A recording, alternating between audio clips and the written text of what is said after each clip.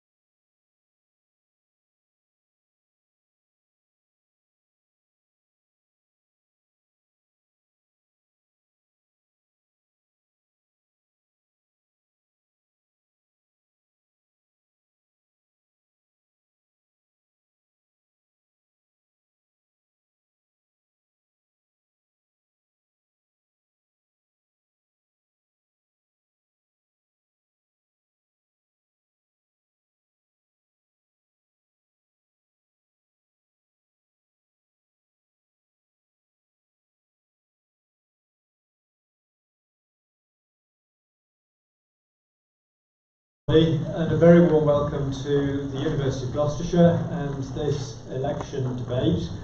I'm Stephen Marston, I'm Vice-Chancellor of the University, and my job is strictly independent chair of this debate. The University is holding two debates this evening simultaneously, one in Cheltenham and one in Gloucester, both with the parliamentary candidates from each of those constituencies. Both are being live streamed. That's the piece of kit here in the live stream working, so that other people can watch if they want to. And I'm very pleased to say that both are sellouts. So both in Cheltenham and in Gloucester, we have a full sellout audience. Next bit, I'm going to invite one of our student union officers, George, to say a bit about registering. George. Yes. It's gone green, good.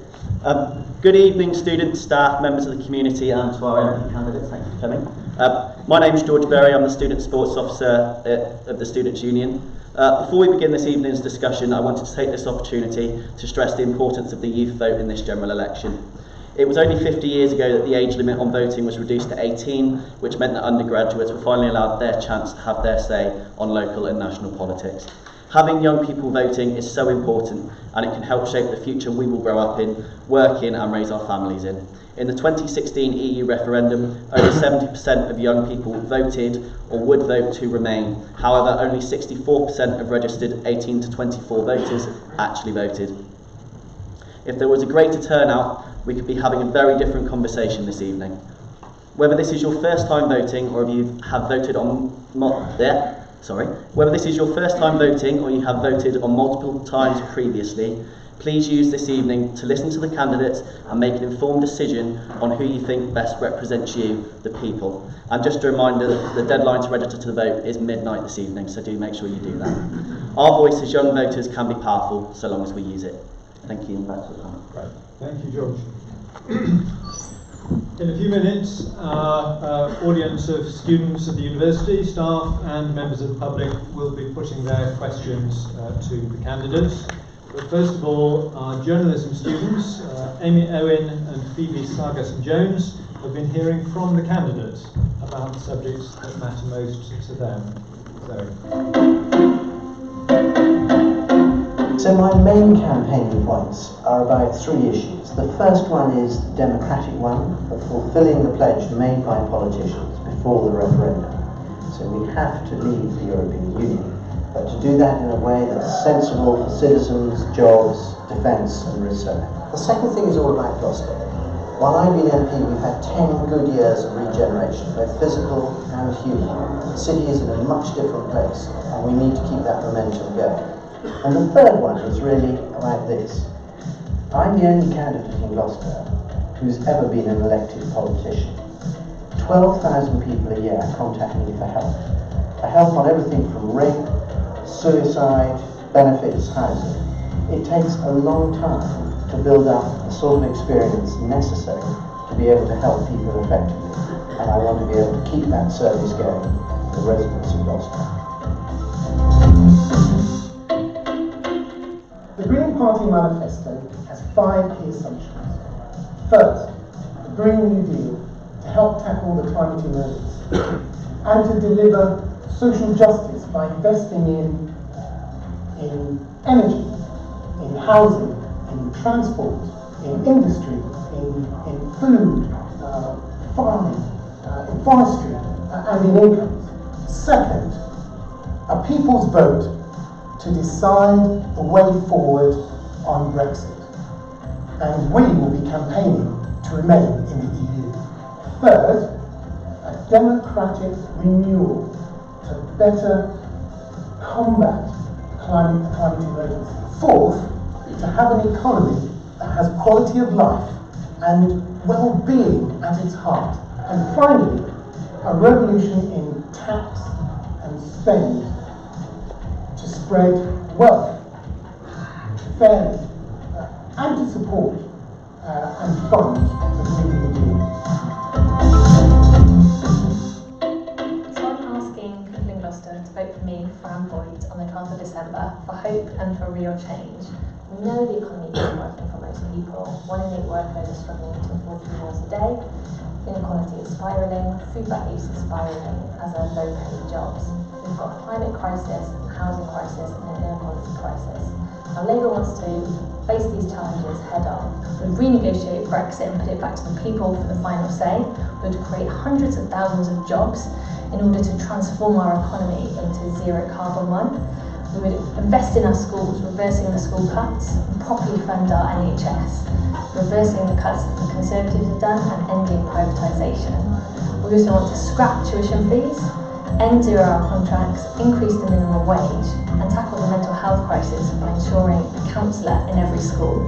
We know we can transform this country into one that works for the many. Well, we have many points from our manifesto. Politics is broken in this country and it needs fundamental change. The Liberal Democrats, we have an ambitious plan. We also have a fully costed plan. Our first main point is to stop Brexit. We definitely want to tackle the climate crisis and we'd like to deliver 80% renewable electricity by 2030. We also have great ambitions to be planting 60 million trees a year for the life of this Parliament. But there are also the issues with the NHS, and it goes without saying it is our beloved NHS, and therefore it needs protection and it needs improvement because at some time in everybody's life we will be using its services. But we recognise that that will need a lot of money, and so what we're saying is we're going to be putting 1p in the pound on income tax in order to fund it. There can be a lot of sound bites in this general election, but when it comes to it, I think it needs to be someone that someone can approach. So some initial views there from our candidates. A wide range of issues: climate change, health, education, business growth, and of course Brexit. What do our students here in Gloucester think matters most? We've also been out to ask them. Me as a young business kind of owner wanting to go on with my business, I'm not sure whether what kind of issues are going to be with trading and everything like that, so it's quite unsure really. The NHS, if we're going to still keep it or is it going to be privatised? I feel like there's several factors that I would look into, definitely the NHS and Brexit, but my main concern is where the NHS is going to be. Making sure that finances are balanced with that work that's been done in the government. I mean, at the moment, Brexit is kind of getting extended and they said it's going to be done by October, which was my sister's birthday, and no, it didn't, and kind of getting on to December now, and it's pushed on to January when it's my birthday. It's really annoying, it's just keep pushing and pushing. I believe that the referendum was outdated, and I think that we need to do another referendum once the general election is called. I think support for students and more opportunities for students to get into university and get more further education. Probably Brexit, because it's been a rough 3 years, so I think we need to get Brexit done and over with. Great. So now, would you please welcome our panel members in strict alphabetical order. Fran Boyd for Labour.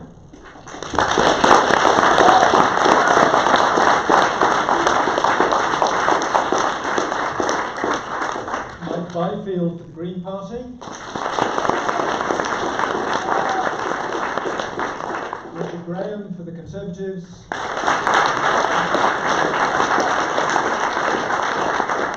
And Rebecca Trimnell for the Liberal Democrats. All of the questions this evening are going to be put by members of the audience here. We have 2 roving mics, so if you're asking one of the questions, please could you wait until you've got the mic so that everyone else can hear the question. In order that we can cover a good range of issues, I've asked all of our panel members to keep responses reasonably brief. Of course, all of the panel members will have an opportunity to answer all of the questions.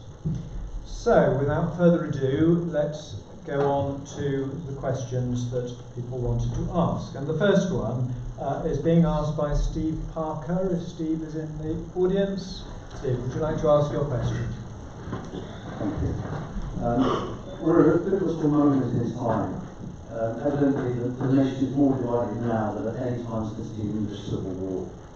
How will your party's policy deal with divisions within our society and bring the country back together again? Thank you, Steve. We'll start off with Ryan. Sure, thank you so much for your question, Steve, and thanks all for coming here this evening. I think you're right. We are divided. A lot of people are confused, and there's a high level of disillusionment with politicians and politics. I'm talking to thousands of people in Gloucester all of the time. And I think we have to understand the roots of that disillusionment. And I think, quite frankly, it's because the people that have been running this country for the last decade have told some serious big lies. Starting with the coalition, the Conservatives and the Liberal Democrats, doing austerity, decimating our public services, our NHS, plunging people into poverty, and saying that they had to do that. We know now, economists have come out and said austerity is a failed economic project, and we can see every single party is putting forward spending plans which show that austerity was never had to happen. Then we come to Brexit. The leader of this person's party said, put on the side of a bus, 350 million a week for the NHS. That was a lie. We know it was a lie. So of course people are disillusioned with politics. What do we need to do to actually bring people together and have faith in people that want to stand up for this country, for a better society? Well, first we need to elect a government that has a positive vision for this country, a vision of hope and real change, and that is the Labour Party.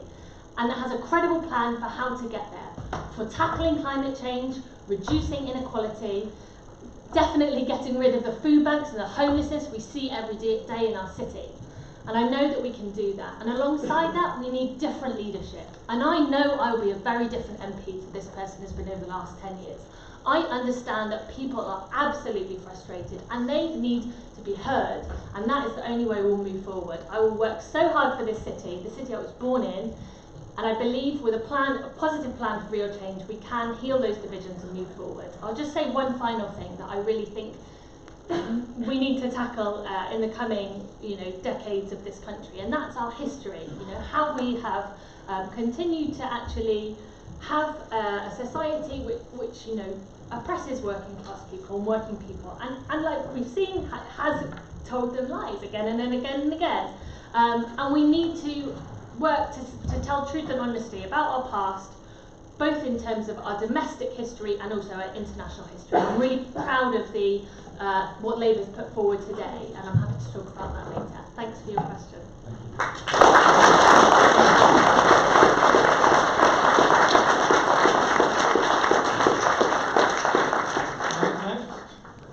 Well, thank you very much for your question. And as a Green Party candidate, we have a slightly different view. Part of the challenge we face today is that we do have language, we have internet, we have all types of communication which seems to be at odds with each other. What we don't have is a situation where people are talking about the common ground that pull us together.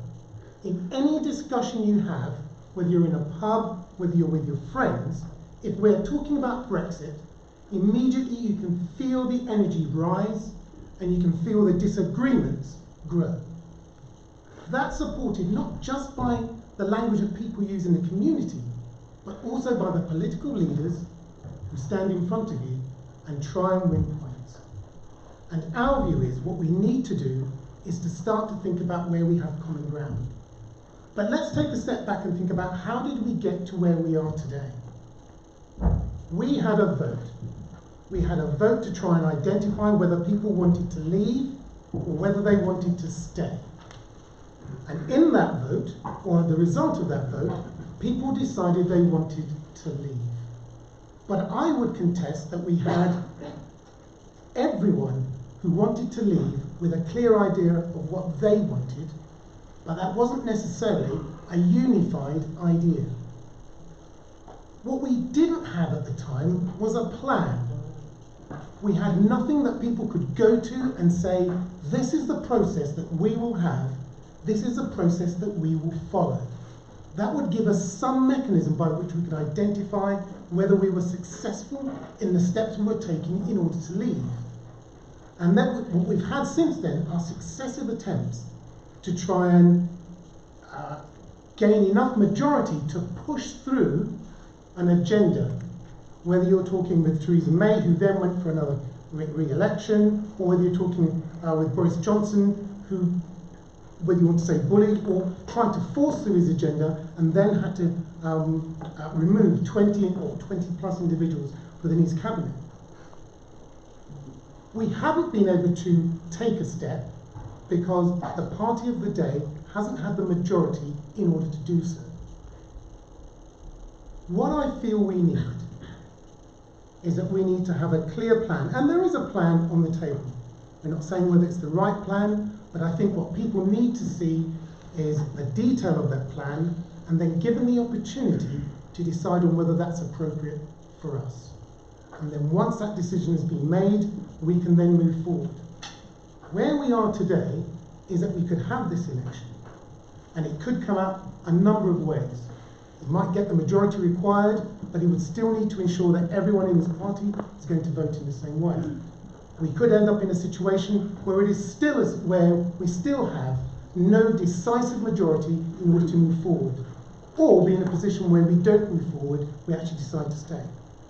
Each of those would carry with it its own level of toxic discussion afterwards.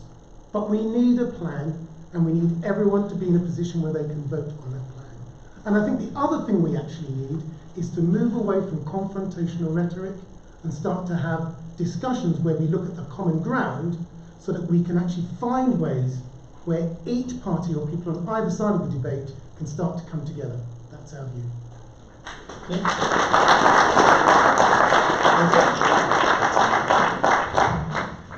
Well, thank you very much. And Steve, your early analogy about the Civil War is an interesting one. I gave a talk at our party conference a year and a half ago on lessons from the Civil War, Brexit with muskets. Because you're right, divisions have intensified. They've always been there, they always will be there, but they have got worse in the quality of language and debate. And they've got worse because there is this huge divide on a major policy issue, which is about our role in the world and our relationship with our neighbours. And I think that is the first thing we have to resolve. And we can go round and round with further referendums, further asking the people for a second or third opinion. But until we have resolved that issue and worked out a way of respecting the results of the referendum while doing so in a way that will not unintentionally damage the jobs, the security, and all the things I talked about in the video, then we will have a problem. And to get through that, therefore, we need leadership. Leadership of a kind that will inevitably not be universally popular. It will have elements of Marmite because not everybody agrees on leaving the European Union. But it will resolve, I hope, the fact that we can have a great relationship with our neighbours and do much more with all the other parts of the world which are growing and changing very fast. And I've seen that a lot over the last 8 years as the Prime Minister's trade envoy to most of Southeast Asia. There is a lot we can do in terms of education. The University of Gloucester itself is doing things, for example, with Indonesia, unimaginable 10 years ago. The second thing is then about domestic policy and how do we bring the country together on some major issues. Of course, there'll always be arguments about the precise level of funding for things like the NHS and education, and there will always be often quite bitter arguments about the role, for example, of our armed forces, or the role of our aid and our international development. But I believe we have to recognise that Britain today, the United Kingdom as we stand, is a major force for good across the world. Our aid budget is hugely valued by some of the poorest and most vulnerable societies. Our role in the United Nations, permanent member of the Security Council, is critical. And our armed forces are acting in ways which secure our neighbours' future, on the border in Estonia, for example. We are a force for good. We should not shy away from that, in my opinion, and that means maintaining our armed forces, a nuclear deterrent, and the role of our intelligence agencies as well. The third thing is about here in Gloucester. We can all have views on major national issues, on the styles of different leaders and so on, but ultimately what matters most to people on the doorstep is the things that affect your and their daily lives.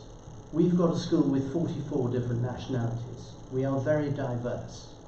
All of those little communities have culture and heritage, traditions and faiths to be celebrated and encouraged. And that's why we have to be careful with our language. So on those three issues, whether it's resolving this great sore, having national leadership that's going to see us through a difficult time, and locally, having someone who can work with all communities, who is not too tribal. I spent 50 years of my life before I got into politics, and who can engage with them, who's lived abroad, knows them and their languages. That is incredibly important too.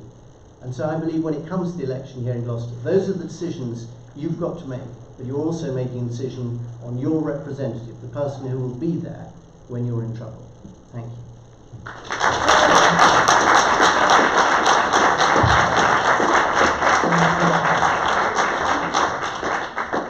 Thank you for your question, Steve. Yes, you're right, politics is very much divided. The country is divided, and the reason for why the country is divided is because politics is just basically toxic. And what we are seeing is two now extremes, one going to the right and one going to the left. And it is actually quite scary where we are, and this is a very important election. And in getting out this sort of let's get Brexit done, I fear that will actually cause more division. And Brexit it won't just get done. We're looking at probably a decade, even further, of negotiations with the EU, with trade deals with them. And actually, is it really going to be worth it? I am a European, I am British, and I absolutely love our place in Europe. And I just cannot see any benefit at all from leaving the community that we have built up for all these years. And that's why, just simply, the whole issue of Brexit has caused so much division. And then there's also the concept of care and compassion. We are all human beings. We have disagreements, which is all about living in a democracy and about debate. But I think that's fundamentally what we've lost in politics, is actually caring and actually the compassion that we have for human beings. I would like to see that. I would like to see that in the next Parliament, because all I see is tribal politics. All I see is the horribleness that politics is all about. And actually, that's not why I came into politics. I came into politics to make a difference to people's lives. And that's in any form, whether it be in the NHS or in business or in the economy. And I think, therefore, that's what needs to happen. We need to go back to basics, and we need to start bringing compassion back into politics. Because if we don't do that, then our society will just be divided, and it will just become even more divided, and then we will be seeing real problems. Steve, thank you. Thank you very much for a good, broad opening position. Can I again ask panellists to keep responses now reasonably brief so that we can get through a number of questions. The next question is coming from Francesca Last. Is Francesca here? Hello, this is actually a question from one of our students called Lucy. He says she's facing death at least for the next 30 years, which can hardly be fair, as previous students have benefited from lower debts or free university education. So her question is, what is your party going to do in terms of student finance? Can we start this one with? Yeah, thank you for your question. So the Green Party starts in terms of financing for students. Our view is we would do away with student loans. We would fully fund education for students and move back to a situation where students or those in education can really feel that they can move through education, learn what's important, without having the burden of debt as they leave education.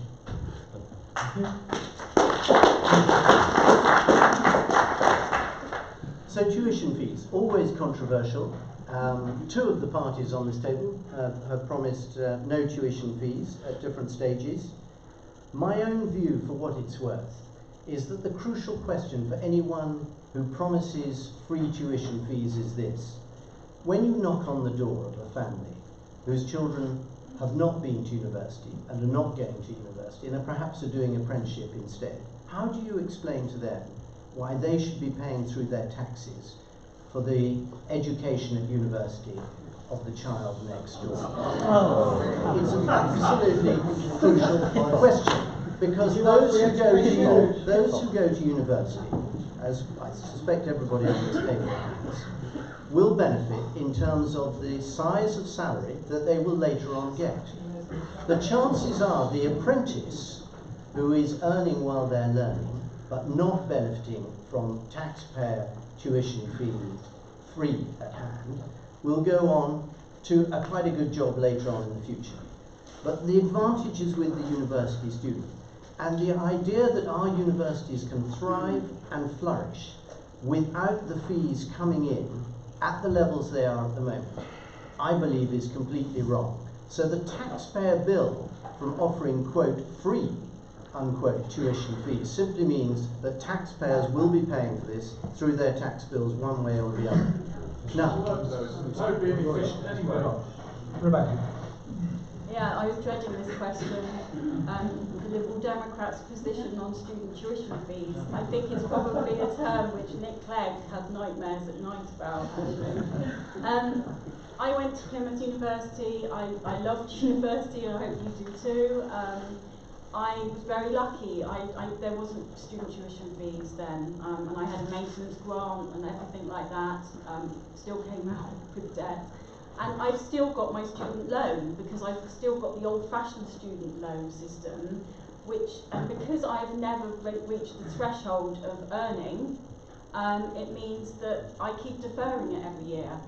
And so, as you could imagine, it's there, it's there, it's a debt. I try to live my life as I can, knowing that it's still there. The Liberal Democrats believe there is a review. I think Theresa May was looking at possibly reviewing it, but I'm not going to lie to you. The Liberal Democrats don't see this as being the ultimate issue. You will only pay after you're earning over 25,000 a year, and that would be a very small proportion then of your salary. And I know it's debt. But the experience of university, I think, is so worth it. And I wish I could wave a magic wand as an individual and say, yeah, free education for all. But actually, it just doesn't work like that. And Stop you there. You go on, Fran. Thanks for the question. I'm really interested to know how many students are actually in the room. Do you mind showing of hands? Fantastic. And keep your hands up if you think you're going to be leaving university with too much debt. Oh, even more hands went up. You know, the average debt when you leave university is £57,000 now. This gentleman voted for that, for £9,000 a year. I was at Cambridge studying when that increase happened, and that constituency had elected a Liberal Democrat MP in the hope that they were going to stand up for students. And obviously we were all pretty appalled when the Conservative Liberal Democrat coalition decided to raise the tuition to £9,000 a year. And I think it was Labour, however, Fran, that did bring in the tuition fees. That's true. I didn't agree with it then, and I wasn't a Labour Party member then. And I would just say from the incumbent Conservative MP's answer, it just kind of shows how short-sighted him and his party are when it comes to education. Education isn't about one part of society, it's about everyone in society. When you invest in people, you invest in your whole country.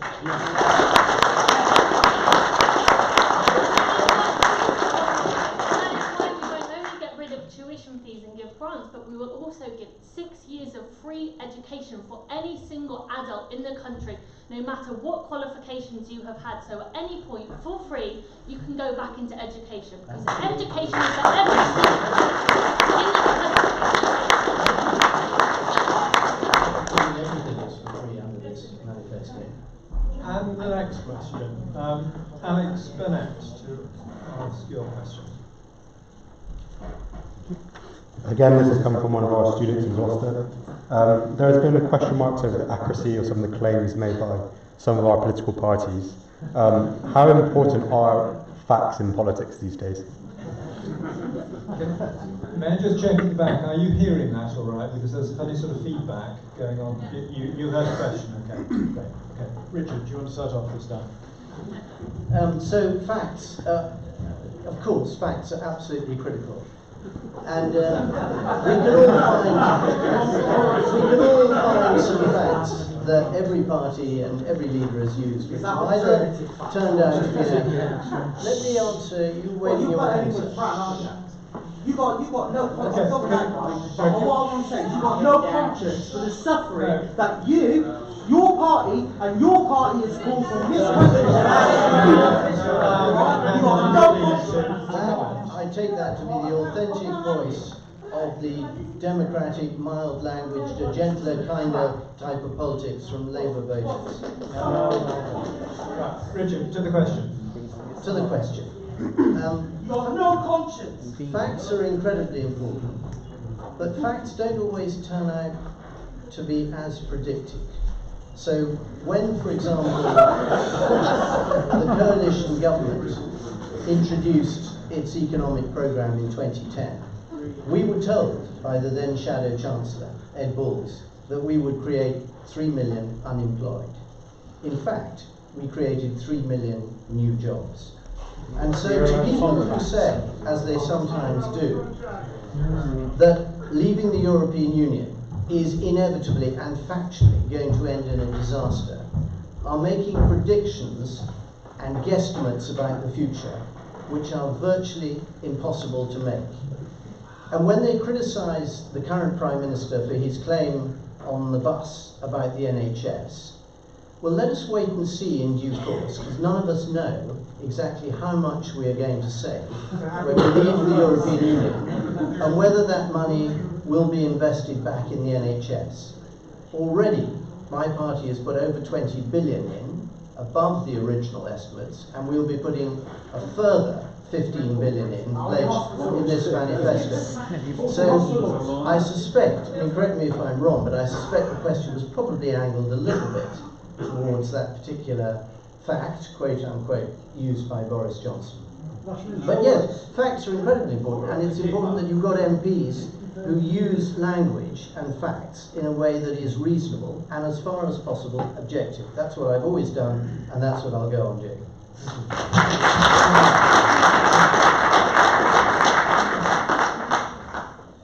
Thanks for the question. I think it's actually quite an interesting one. And reading the manifestos, I just have millions of pounds and billions of pounds whirling around my head.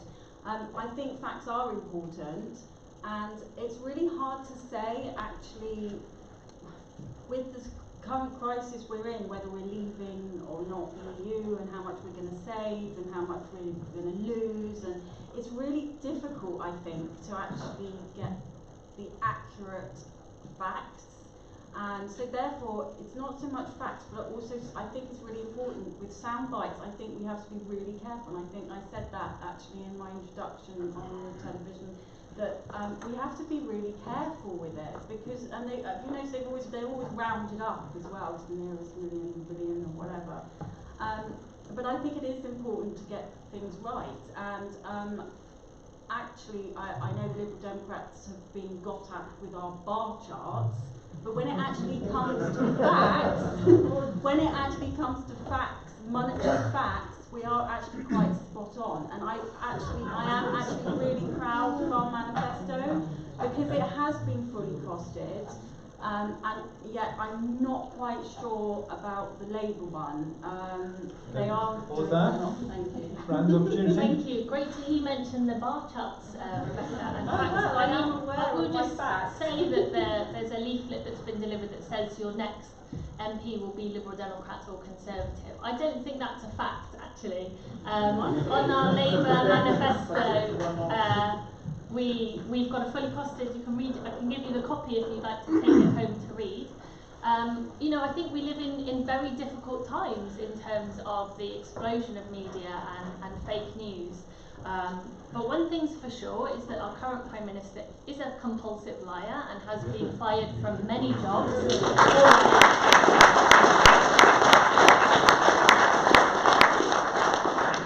been several interviews shown of him kind of quickly lying, for example, saying that there was a press when there was a press pointing down the hall to somebody in a hospital. He's been fired from journalistic roles, from cabinet positions, for lying, and I think that is a really scary place to have somebody leading the country. He's normalising lying as being okay. Somebody on the doorstep told me that their friend had said to them, "Oh, you know, Boris Johnson lying just shows he's human." That's quite a scary place for democracy to be at, in my opinion. And yes, we have major challenges when it comes to media reform, but we have quite a good manifesto on that. And you know, I would do my utmost as an MP to be as transparent as possible, and not to skirt around and try and cut corners when it comes to explanation, but actually make sure that I, you know, have many different modes of communication with my constituents.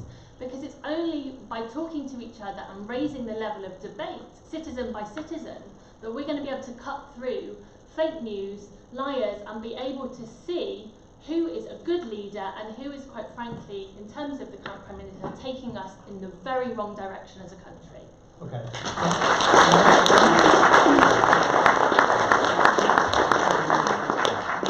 Well, firstly, I'd like to say very how much I appreciate the question, and I'd like to take a slightly different slant when we look at what's going on.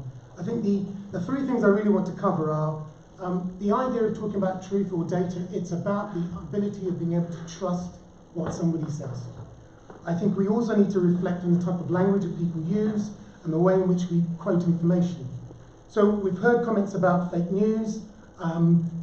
Politically, you hear people talking about having the ability to be a little free in what they say as a result of the cut and thrust of debate.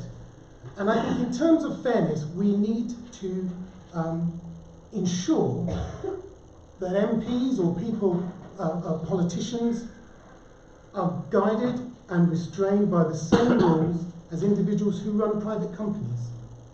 They will use language, they will use information, they will use data that can affect our currency. It can affect the way people vote. And I see no reason why we can't have the same rules that apply to people in public life and commercial life apply to those individuals who actually speak about events that happen in politics. We're talking about the data that people communicate. There needs to be a way in which they need to be responsible for the data that they communicate. And if they were responsible for that data, then we would see less in the way of fake news. We would see less in the way of erroneous information that is communicated during the cut and thrust of debate. So my personal view and our party's view is that what we need to do is ensure that the rules that govern the rest of us also govern politicians. There should be no way in which they can sidestep their responsibility to tell the truth. Okay, thank you.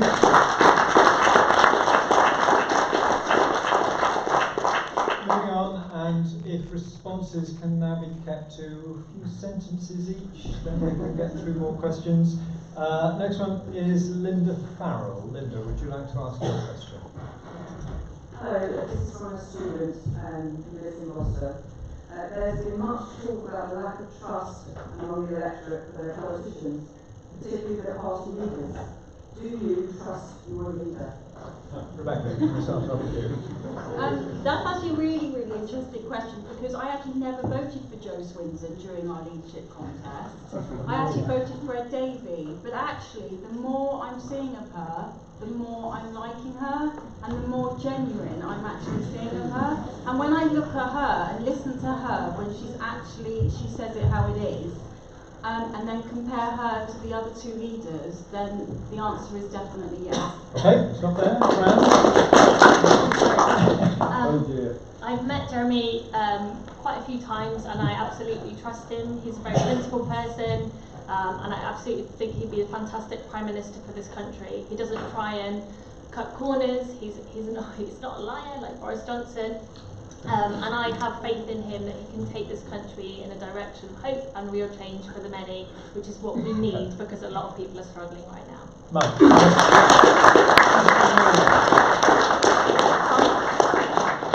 I believe I'm in a position where it's easiest for me to answer, because I absolutely trust in what Caroline Lucas does, and Jonathan and Sian. I think our leadership team.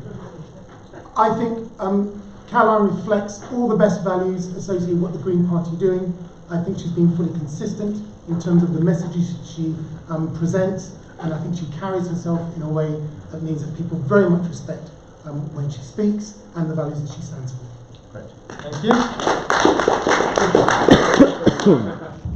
Actually, I want to, I'm afraid, answer the question in a slightly different way, because and the reason for that is that ours is not a presidential system. Boris, Jeremy, Joe, anybody else are not on the ballot paper here in Gloucester. You are voting, all of you, and I'm assuming you're all voting in Gloucester, you're voting for one of us to be your Member of Parliament, to represent you and our city in Parliament, and to be your lobbyist. To get the help. I'm answering the question. You're not answering it, answer the question. Because I'm not answer the question. I'm not going to slag off the leaders of other parties, and nor am I going to act. Do you trust Boris? Do you trust Boris? Answer the question. I'm answering the question in my own terms, which is perfectly legitimate.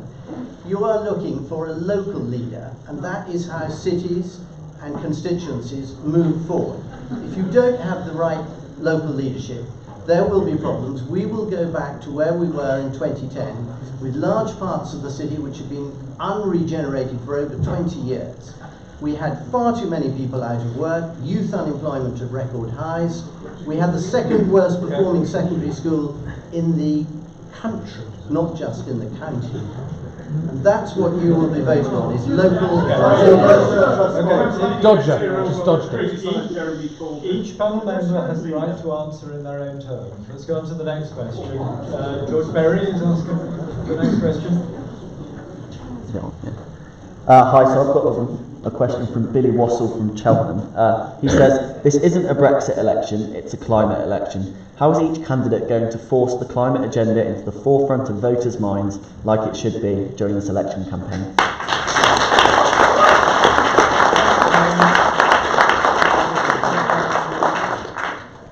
Thank you very much for the question, and thank you to all. I realise I haven't been thanking for each question, but they've all been fantastic. I'm really pleased that all came through, because, as we know, if we don't elect the right government in this election, then we are on course for catastrophic climate change, essentially. We don't have much time left, and I'm really proud of the Labour's manifesto.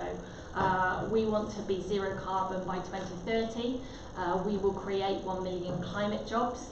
We were taking every part of this incredibly seriously to transform our economy. It's a huge challenge, and we need a government that is serious about that challenge, not just domestically, but how we lead the climate crisis internationally. And I think Labour has the right approach, both for the transformation domestically and how we also respond to things like climate change reparations, which we can talk more about internationally, because the people that did least to cause climate change will suffer the most in terms of flooding in developing parts of the world. I'm So, really... Move on, okay. Next one. Got a lot more to say on it.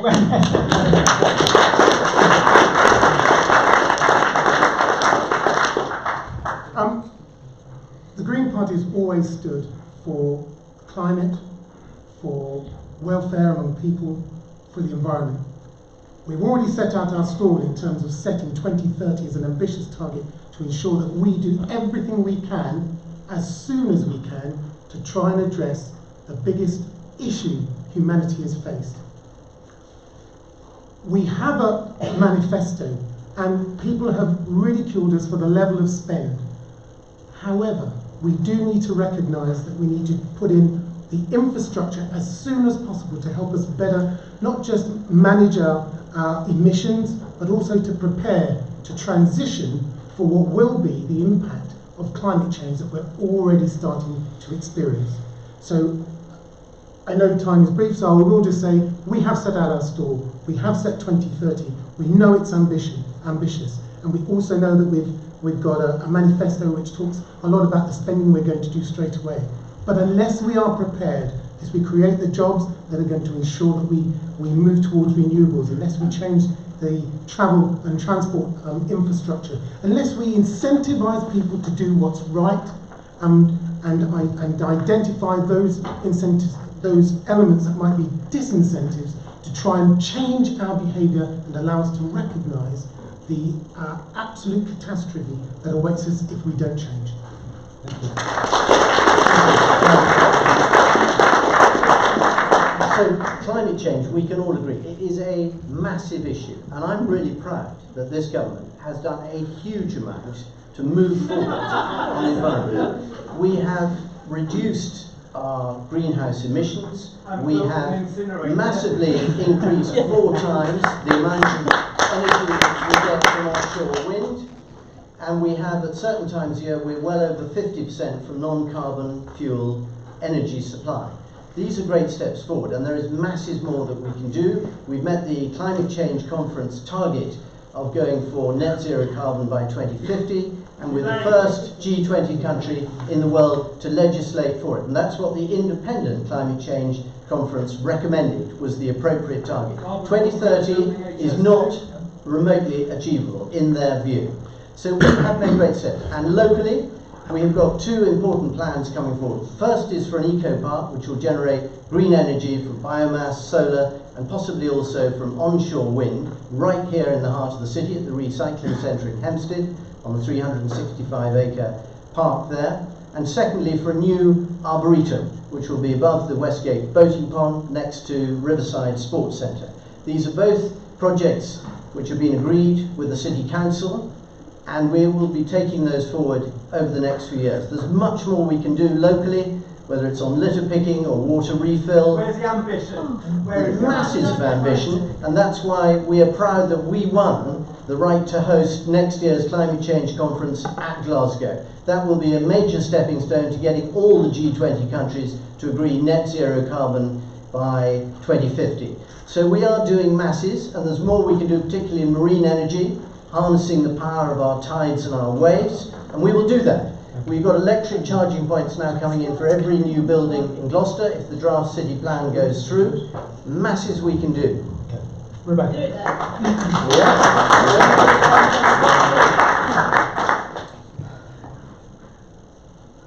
Greta Thunberg, I think I pronounced her surname right. She is an absolutely amazing, inspirational individual, and I cannot emphasise that enough. And do you know what? This is the first election where climate change has made such a big impact on every political party, which is a step in the right direction, but I sometimes fear it might be a step too late, so that's why we really do need to act now. Air pollution is the biggest cause of, causes 40,000 premature deaths a year, costing the NHS £15 billion, and I just think more needs to be done. And the Liberal Democrat manifesto has about 4 or 5 complete pages just on this issue. We want to reach 80% renewable electricity by 2030, and we want to achieve net zero carbon by 2045. But it's all in our manifesto, which can all be found online, so I don't want to be quoting it. But yeah, the Liberal Democrats have got a big green record, so. Okay. Do we have Sam Phelps in the audience somewhere? Sam, over there. So your question, please.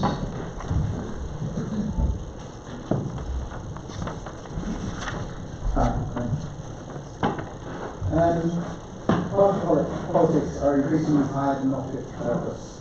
We pledge that if elected, you will evaluate matters before you in the Commons on their merits, define party whips, where your own views differ from the party.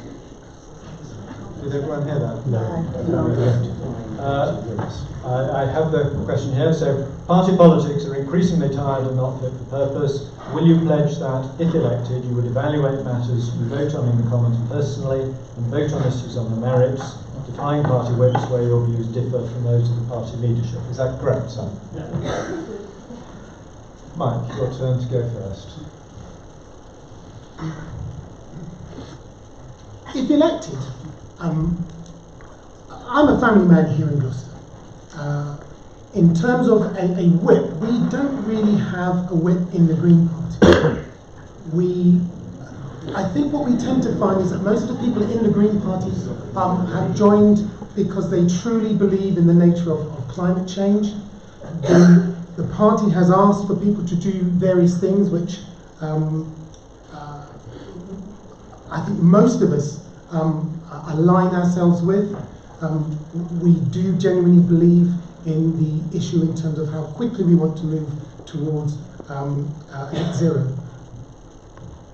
If elected, I would be in a position to express my own point of view. I think the party does welcome where if you have a difference of opinion, rather than being confrontational, we try and seek the common ground. So I believe we would be in a position, I would be in a position to do that. Thank you. Richard. So all of us here represent political parties. None of us are standing as individuals under our own manifestos. And it is really important that when people go to the polls, they understand that those individuals are standing on the manifestos of their parties. And if they make manifesto commitments like respecting the result of the referendum, it is not up to them as individuals to then turn up in Parliament and decide, no, I voted a different way. I'm not going to respect that is the question. The second point is that there is an inherent, if you like, conflict at times between, on the one hand, representing your party in your constituency, and on the other hand, representing your constituency in Parliament. And each individual MP has to decide how best to be able to reconcile that, to do what we are ultimately employed to do, which is to make what we believe are the best long-term decisions on behalf of our constituents. That's the key issue. National interest. Yes, the national interest is part of that, but the interests of Gloucester and the national interest should be very closely aligned. Okay? So that is the second part of it. The third part of it is then all about how do you exercise your own views, your own leverage, if you like, on the government of the day if your party happens to be government. And the answer is you should do that within, if you like, the closed walls of the decision making that goes into policy making. And you can do it within Parliament as well. So, for example, on gambling, I took the view very strongly that the Gambling Act of 2005 was a major mistake, as it turned out. Not everyone could have possibly known that at the time. But it has proved to be an error in terms of the impact it's had on a lot of vulnerable people in society. And therefore I have worked cross-party with different MPs, Labour, SNP, Lib Dems, to try and find a way to change that act and get the industry to change it. So cross-party working is not just a matter of defying the party whip, it's of finding allies in different places to achieve the things that you think are good goals both for your constituents and the national interest. What was that?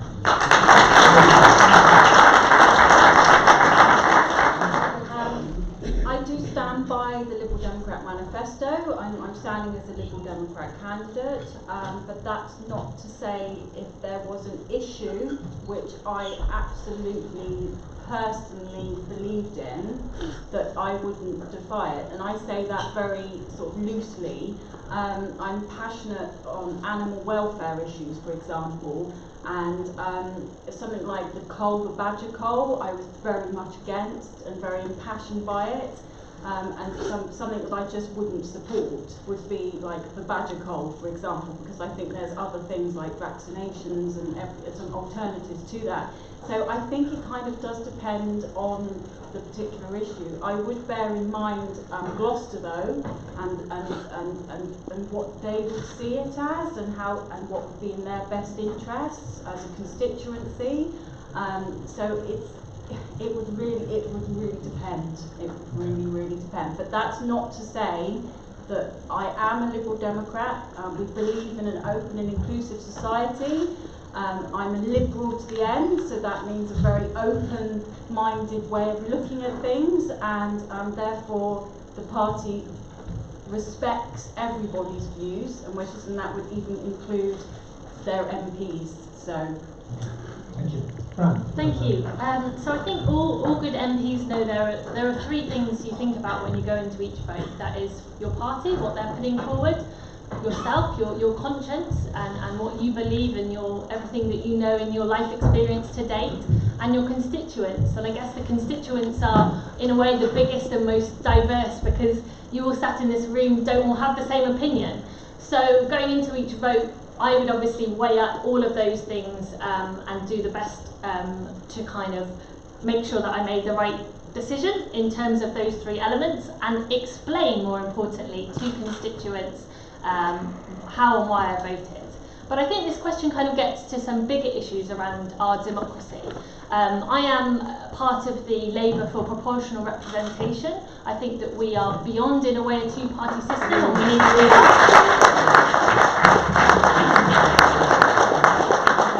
Labour has also put forward a constitutional reform, because we are still without a constitution, despite being a quite have a considerably long parliament, so I think that's really important. And I think it is also about those communications with your constituents. Things can be quite opaque through the media, the way they're told, and actually there's a lot going on behind the scenes, and obviously your own thinking. And I think, I would just point to kind of Richard's record. I don't know that you have always explained your history on subjects. So, for example, you're very pro on climate now, but you voted against tackling climate change several times. You're very pro on gambling regulation, but in 2014 you voted against giving local councils powers to prevent the proliferation of fixed odds betting terminals and betting shops. And you're very kind of pro on the people of Gloucester, but you voted for cuts to a whole range of things, including cuts to benefits for disabled people. There are a lot of disabled people in Gloucester, cuts in housing benefit, and the list goes on. But all I'm saying is, as your MP, what I would seek to do is explain to you why I've made each decision. I can't say that you will all agree with me on every vote I make. I think we've got a fantastic manifesto, and I hope to vote on a lot of this. But you're not all going to agree with me, and I would seek to explain how and why I've made each decision, and that is the only way we're going to increase our democracy and make a better place for us all to live. Thank you.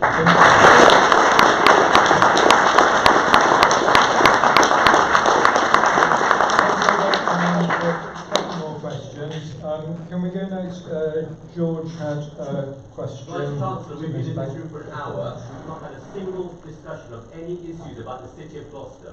This is a debate for the city of Gloucester and who we should be voting for. We haven't had anything about Gloucester yet, except national issues. Can we please focus on this city now, please, for the last 10 minutes?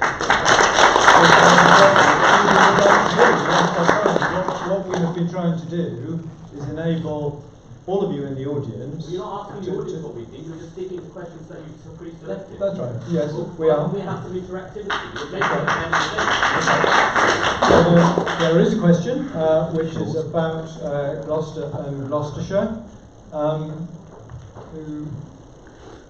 Which one? Your last one. My last one? Yeah. Okay, so we run a thing called Speak Week every so often, which is like students giving feedback on things that they think that matter to them. So what do you think that you will do as MPs to improve our nighttime economy safety within the city. So recently, the work that the SU has done highlights that students, particularly female students, do not feel safe in the city walking around at night time. So what are you going to do to actually improve that?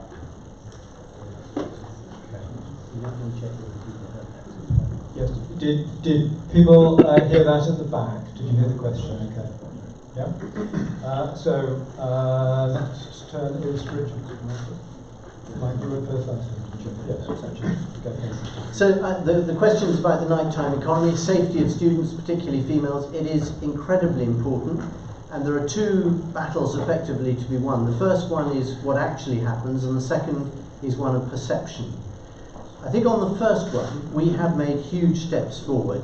If you look at things like the purple flag rating for the nighttime economy, the introduction through the Business Improvement District of the City Protection Officers, the concentrated work in partnership together from City Safe, which brings together council, police, owners of bars and nightclubs and so on, banning people who are particularly disruptive, identifying those who are involved in criminal activity, and working hard to try and get drugs and knife crime down. All of those are positive steps forward. But there is a problem of perception. There is no doubt. There is still, I think, a perception in the county that Cheltenham is a safer place, although the evidence might suggest otherwise, and that Gloucester has somehow more danger attached to it. So we're going to carry on working at that. I think the work that the City Council has done, led by my colleague Jenny Watkins, has been remarkable. And I think the fact that we are now rated highly by the people who judge the safety of cities and the nighttime economy is a great step forward, but undoubtedly more to be done. Rebecca, yeah, this is an interesting one. As a student in Plymouth, I used to go out quite a lot at night. I can say that. I don't anymore. I have a 14-year-old daughter, though, who's ready and raring to go. And I do worry about her safety in Gloucester. As much as it is a nice place, I do worry we have an increase in knife crime. We really need to tackle that. There is one scheme that I would really like to push, actually, and this is the Ask Angela scheme. And I think living in a day where we've got Tinder apps and Bumble apps and people meeting new people and in pubs and in public places, I think it's really important that we all feel safe. And it's not just about girls, it's also about boys and also our LGBT friends as well. And so I think that needs a lot more pushing. A lot of people don't know about the scheme. I don't know if any of you've heard the Ask Angela scheme, and I think that's fantastic that you can go up to the bar and ask for Angela and that they will know that you are unsafe. And so I would really like to push that out a lot more across the city. And I think universities have a big role to play as well. I think you can sometimes feel quite isolated at university. You have, of course, you make friends and everything, but actually I think there should be more. I don't know what because it was a long time ago when I was at university, but there should be safety hubs, and I'd like to see there a place which is open 24 hours on the campus. I don't know if that's something you've got here, where you can just drop in, regardless of how intoxicated you are, just to say that you're feeling unsafe because you've just been stalked by someone. And I think this is actually a very real fear, actually, amongst all of us, not just girls, but for men and whatever. So yeah, I think it's really important, and not enough has been done. So as an MP for Gloucester, I would love to just get more involved with that, actually. Okay, thanks, Rebecca. Thank you. A few different points, so and really great questions. So I think obviously prevention is really important. We have seen 250 police officers cut in Gloucestershire over the course of the Conservatives, and we have seen increases in crime. We would obviously want to reverse those cuts and actually increase the number of PCSOs, police community support officers. I think that would be around 3 in each constituency. We have fantastic community networks in Gloucester. I went out one evening with the street pastors, and we need to obviously support them. I grew up in Gloucester and obviously started going out into Gloucester at night when I was quite, a teenager, and always felt safe, but understand that actually many people don't. And I'm quite ambitious for Gloucester. I want us to be a cultural centre where we bring more and more people into our city at night through the arts, through theatre, and actually that is the way that we can make people feel safe at night, as well as those preventative techniques.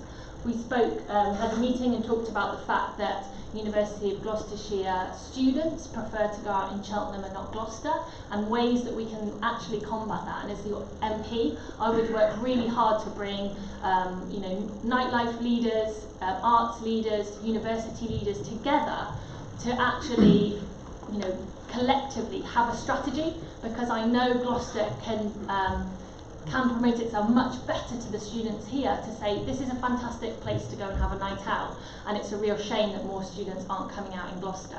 So I think that there's quite a few different elements to it. Clearly that we have had massive police cuts, but we also need a strategy for our nightlife in this fantastic city, and we need our support services to be better.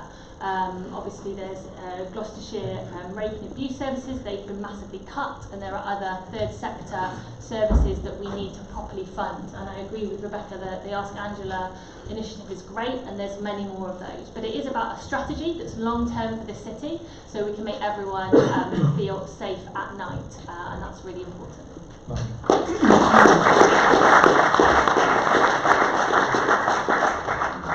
I think we've already heard from Rebecca and from Fran in terms of the requirement in terms of increasing policing.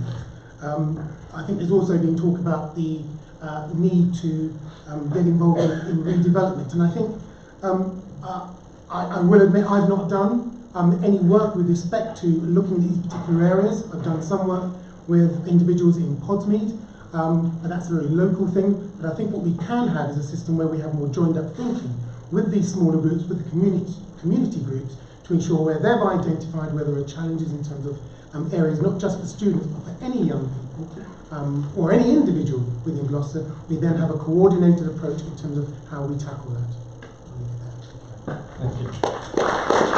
Sorry, no one mentioned about stopping men attacking women. Can I just point that out, please? Okay. It was all to do with the women, but... Okay, thank you for that comment. In order to respond to the gentleman in the back, we have one final question, which is also about Gloucester, so we'll take that as our last question.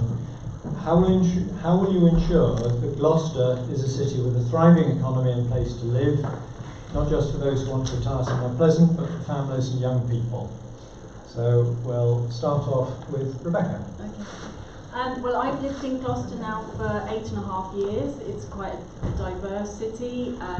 The culture, the history of Gloucester is fantastic. You walk up the streets, the different gates, and it's got quite a buzz about it. But there is also a need for more investment, and I hate to see empty shops. Of course, that's a complex issue. But it's great that Westgate Street now, I've seen a lot more independent shops. I'd love to see a lot more independent shops in the city instead of the proliferation of betting shops and pound shops that seem to exist here. I think Cheltenham, if you see the model of Cheltenham, I would like to just bring that slightly into Gloucester, because actually that's a good model to have. But then of course the council's run by Liberal Democrats, so of course it's going to be.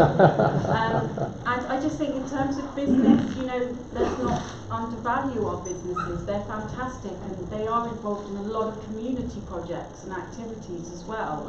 I can't list them all, but I'd like them to be more widely advertised what they're doing. And just when there's events, Marketing Gloucester has done a fantastic job to actually bring events into the city, and again I would like to see that continue, for them to be more advertised, and just to get families within the different areas of Gloucester, when you look at sort of Coney Hill, Podsmead and all the areas, just to come in. And we've got fantastic place to live, and it just needs a little bit of TLC. And I think that's really important, because actually, after years and years of conservatives... I don't think there's a youth club in any of them. Okay. We would like to invest in children's centres. That is something actually we want to put £1 million into children's centres, and so it would Thank you. Let's go on to the next. Brian, your turn. Fantastic, big question. And I was just saying to the gentleman who wanted us to focus on Gloucester, national and local issues are very much connected. So where we are in terms of Gloucester is due to kind of national decisions that have been made by the Conservatives and the coalition government in terms of 4,000 emergency parcels from food banks being issued in the last few months. That's a 25% increase from last year. We've got about 3,500 people on 0-hour contracts, 5,500 people waiting for housing in Gloucester. So our national strategy, Labour's national strategy on those things will make a material impact to people's lives. Where I live in Barton and Tredworth, we have child poverty of 43.3%. That is unacceptable in a country as rich as ours. So we will make those changes, and we will scrap 0-hour contracts, increase the minimum wage. And we also have a strategy for redeveloping our city centre. We've seen obviously more and more empty shops. I've been campaigning to save the Crown Post Office in King's Square, because that is, we need to keep that there to keep the economy alive. And the Labour government will keep it there and actually increase its services. So we have post banks in every community of Gloucester, 6 across the city, and that is going to be key for loans to small and medium-sized businesses.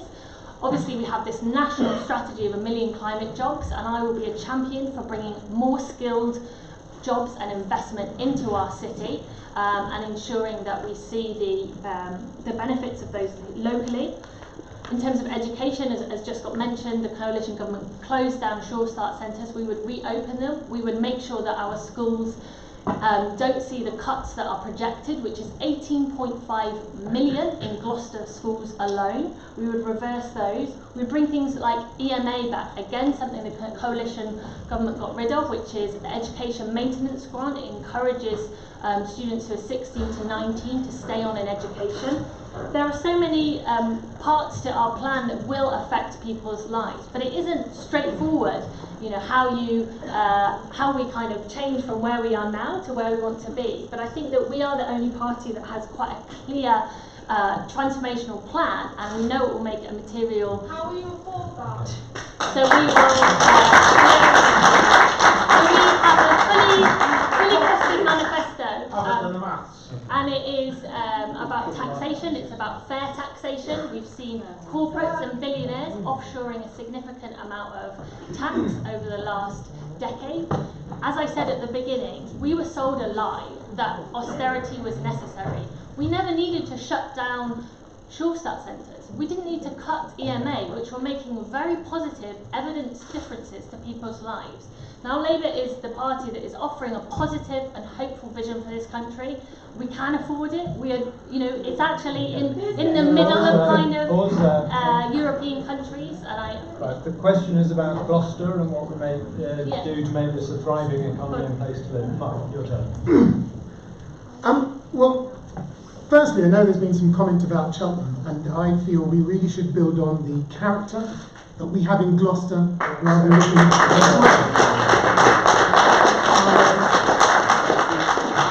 I've been personally delighted at a programme that was held in terms of, and again I will talk about Osmead, but I know there are programmes all across Gloucester where Tuffley Park was developed, and it was developed with the community in mind. Individuals are given the opportunity to actually be part of that decision-making process, and then you would arrive at something that best suited local needs. Now these things are ongoing, and clearly we could improve communication to ensure that people recognise not just what's going on in central Gloucester, but there are areas of, I think, really great development in and around Gloucester Centre that I think we should take advantage of. I think we all have plans about regeneration. We all have plans about how we're going to create new jobs. But I think what we also need to ensure is that we get local investment that can then fund local projects so that we can build the character of Gloucester based on our history, not looking elsewhere. Thank you. Okay, thank you very much. Well, this question really gets to the heart of what this election campaign should be all about in our city. And the crucial thing is, as one or two candidates have said, we have our own characteristics, we have our own strengths, and we have our own weaknesses, and we have to build on those strengths, and we have to try and work away at our weaknesses. So let's look at some of our strengths. We have double the national average of manufacturing in Gloucester. We have some great SMEs who are exporting all over the world, and we should give them maximum support. Secondly, we have almost as vibrant a cyber economy as Cheltenham does. This is not very well known or understood necessarily that widely, but we do. And it's very important that we see the opportunities there and use the training opportunities at places like the University of Gloucester to build on that and get more of our young people the opportunities that they will get from being involved in that hugely growing sector. Secondly, a lot of talk has been done about jobs in the green environment, green energy jobs and so on. There will be those opportunities, and that's why it's important that we do start developing our own green energy here in Gloucester.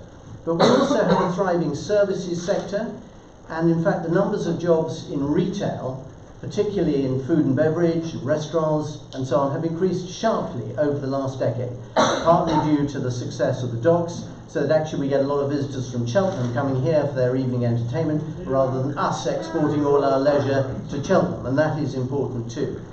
Behind all of this, we have to understand that ultimately governments don't create jobs. Governments set the infrastructure, the opportunities, the tax system, and the encouragement in projects and infrastructure funding that allows for the private sector to create jobs. That is what we've done very successfully over the last 10 years.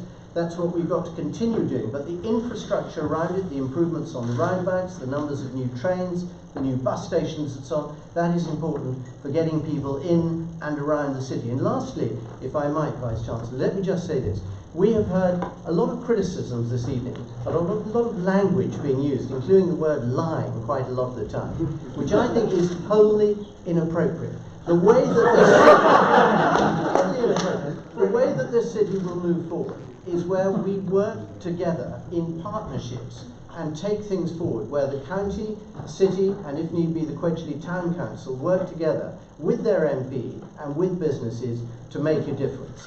That is what has worked, and it can go on working. We can go on punching above our weight, becoming Britain's best small city if we believe in ourselves and stop knocking the city, as too many people are tempted to do.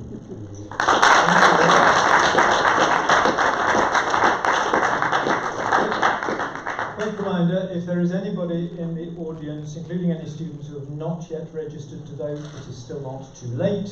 Registration closes at midnight tonight, so if you haven't yet registered to vote, you can still do so. Otherwise, thank you all very much indeed for coming. I hope you've enjoyed the debate. Please could we express our thanks to all of the members of the panel for taking part.